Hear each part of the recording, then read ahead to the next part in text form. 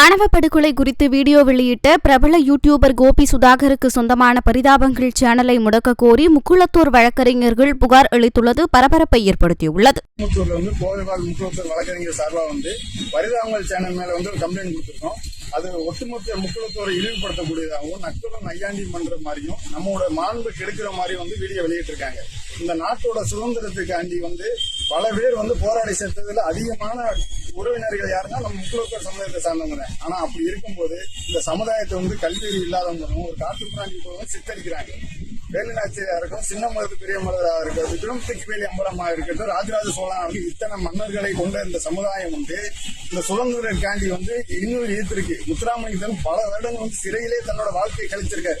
அப்படிப்பட்ட ஒரு சமுதாயத்தை ஒரு காட்டுமிராண்டியிலும் இந்த ஒரு தனிப்பட்ட காதல் விவகாரத்தினாலும் குடும்ப பிரச்சனைனாலும் ஏற்படுற தனிப்பட்ட விரோதத்தை இரு சமுதாயத்திற்கு இடையான விரோதம் மாதிரி சித்தரிக்கிறாங்க. இது வேண்டுமென்றே ஒரு அரசியல் லாபத்துக்காண்டி கிருஷ்ணசாமியோட பையன் இது காட்டுமிராண்டித்தனம் அப்படின்னு சொல்லியிருக்க, காட்டுமிராண்டி என்ன திருந்தலை அப்படின்னு சொல்லியிருக்காரு. அவர் மேலே நம்ம புகார் கொடுத்திருக்கோம்.